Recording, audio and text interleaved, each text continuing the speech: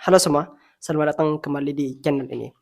Kali ini kita akan bahas mengenai kebijakan pemerintah di pemerintahan Pak Prabowo sekarang, yang mana kebijakan ini berdampak besar pada ekonomi Indonesia, khususnya bagi para eksportir. Jadi kalau kalian merupakan eksportir, kalian harus tonton video ini sampai akhir.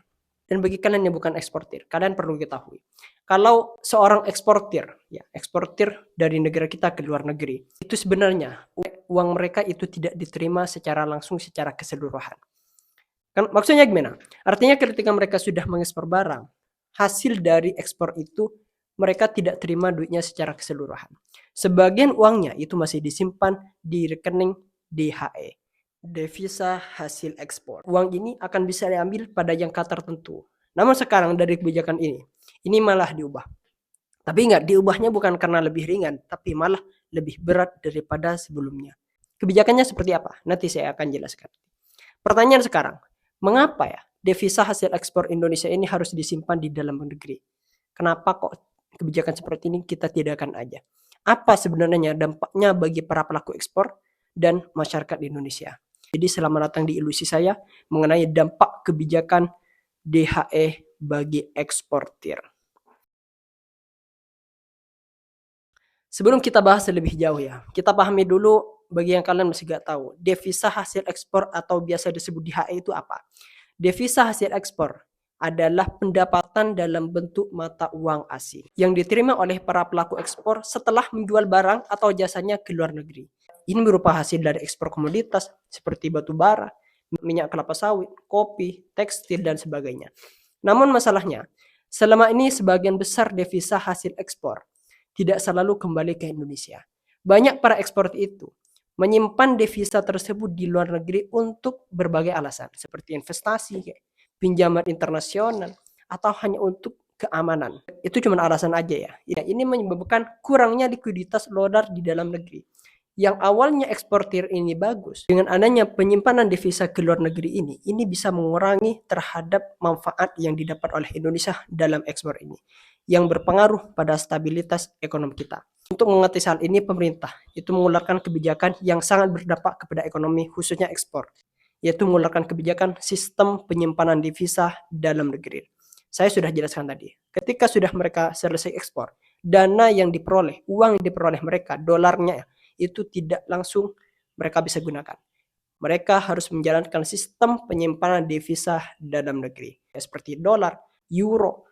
Nah, dana ini, devisa ini wajib disimpan di bank yang beroperasi di Indonesia dalam jangka waktu paling singkat awalnya itu 3 bulan sejak pemasukan ke rekening khusus DHE SDA. Sistem ini bertujuan agar devisa hasil ekspor itu tidak langsung keluar dari negeri, tetapi justru mendukung ekonomi dalam negeri. Nah, devisa hasil ekspor ini yang disimpan di dalam negeri umumnya hanya sebagian. Pada saat awal-awal itu hanya sebagian yang disimpan dari total hasil ekspor, yaitu sekitar 30% dari hasil ekspornya itu. Namun sejak 21 Januari 2025 kemarin, peraturan ini berubah. Eksportir yang awalnya harus menyimpan duitnya 30% dalam jangka minimal 3 bulan ketika setiap ekspornya, sekarang diubah seorang eksportir diwajibkan untuk menahan 100% dari devisa mereka di dalam negeri selama minimal 1 tahun. Jadi perubahan ini bukan malah meringankan kepada eksportir, ini malah memberatkan kepada eksportir. Namun di sisi lain ini sangat berdampak bagus pada ekonomi. Pak Presiden telah meminta untuk dilakukan penjelasan terkait dengan devisa hasil ekspor. Jadi terkait dengan devisa hasil ekspor itu diberlakukan sebesar 100% untuk periode 1 tahun. Mekanismenya bagaimana? Jadi gini, setiap seorang eksportir itu menerima pembayaran dalam bentuk devisa dari pembeli luar negeri. Nah, seluruh uangnya ini harus disimpan dulu di rekening devisa di Bank Nasional. Itu nanti akan disediakan rekeningnya. Nah, pertanyaan apakah devisa ini sekedar disimpan atau malah nanti diputar duitnya untuk mendapatkan keuntungan. Penyimpanan devisa yang di bank ini sistemnya nanti sistem deposito. Artinya pihak eksportir nanti dengan menunggu dalam jangka 1 tahun, mereka nanti akan mendapatkan bunga ya deposito Ya, deposito itu sekitar 3%.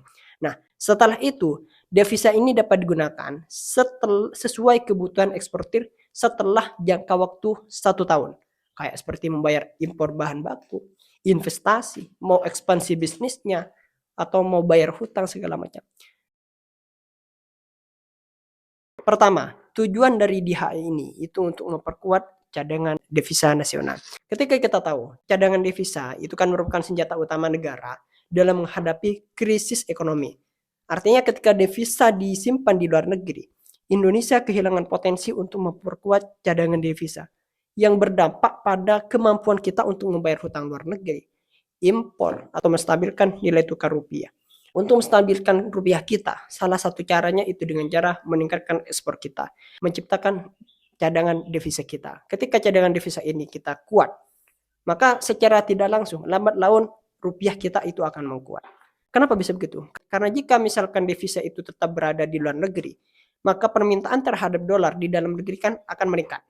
Sementara pasokannya itu terbatas. Hanya ini berlaku supply and demand. Ini bisa mengakibatkan nilai tukar rupiah itu melemah. Kemudian, dengan adanya kebijakan DH ini bisa mendorong investasi domestik. Ketika devisa disimpan di dalam negeri, dana tersebut ini kan bisa digunakan untuk mendukung pembangunan infrastruktur, investasi sektor real, dan meningkatkan perekonomian lokal. Nah, ini artinya devisa hasil ekspor ini tidak hanya menguntungkan eksportir, tetapi juga masyarakat secara luas. Oke, benar. Dengan adanya kebijakan DH ini bisa meningkatkan ekonomi kita. Namun dari satu sisi, ini merupakan berita buruk bagi eksportir. Kenapa bisa begitu? Pertama, bisa menghilangkan fleksibilitas keuangan bagi suatu perusahaan itu. Keterbatasan dalam penggunaan devisa. Para eksportir ini akan tidak dapat langsung menggunakan seluruh hasil devisanya kan. Mereka harus nunggu dalam jangka waktu 1 tahun dengan kebijakan yang buruk ini. Nah, mereka akan lebih sulit nanti. Kayak membeli alat, membeli bahan bakarnya kalau misalkan yang diekspor itu batu bara, dan mau gaji karyawannya. Ingat ya, karyawannya itu perlu digaji, atau membayar utang luar negeri yang mana jika dana devisa terkunci di Bank Nasional selama jangka waktu tertentu, eksportir mungkin menghadapi tantangan likuiditas, terutama jika ada pembayaran mendesak ke pihak luar negeri. Yang lebih parah, jika misalkan dia memiliki hutang, maka mau gak mau dia kan harus mencari dana tambahan. Otomatis dia harus mencari kayak di perbankan. Di perbankan bunganya itu 8%. Jadi kalau kita bandingkan secara matematika, dia minjem duit ke bank dengan bunga 8%, nah mereka mendapatkan hasil deposito yang dari bank itu sekitar 3%. Jadi kalau misalkan dibandingkan, rugi parah. Dia dapat 3% dari bank, namun di satu sisi dia ngutang ke bank dengan bunga membayar 8%. Ini kan ada selisih 5% kerugiannya. Salah satu dampak negatifnya nanti, otomatis kan dari hasil devisa ini kan mau dikonversi ke rupiah dulu kan. Nah, negatifnya eksportir ini takut nanti dapat menghadapi risiko kerugian jika nilai tukar rupiah ini tidak stabil. Hal ini terutama berlaku dalam situasi di mana eksportir perlu kembali membeli mata uang asing untuk transaksi bisnis internasional. Jadi misalkan naruh ke bank nasional itu dalam bentuk dolar, otomatis di bank itu kan nanti ditukar dengan kurs pada saat itu, misalkan stabil. Namun setelah 1 tahun, bagaimana jika misalkan dolar pada saat itu nanti tidak stabil? Artinya ketika dikonversi ke dolar lagi, nilainya ini malah semakin turun misalkan. Nah, ini kan bisa mengakibatkan kerugian bagi pihak eksportir dengan adanya resiko ketidakstabilan dari dolar itu sendiri. Ini kan juga berdampak negatif pada eksportir. Dari kebijakan ini ya, ini tentu bagi pemerintah itu memiliki tantangan yang sangat besar. Tantangannya yaitu, apakah sistem perbankan di Indonesia ini sudah siap untuk mengelola devisa dalam skala yang sangat besar? Misalkan sudah siap, no problem. Tapi takutnya tidak siap gitu. Nanti takut pengelolaan devisa ini takut tidak efisien dan efektif. Nah, bagaimana menurut kalian? Apakah kebijakan ini sudah tepat untuk menjaga stabilitas ekonomi sekaligus mendukung pelaku ekspor?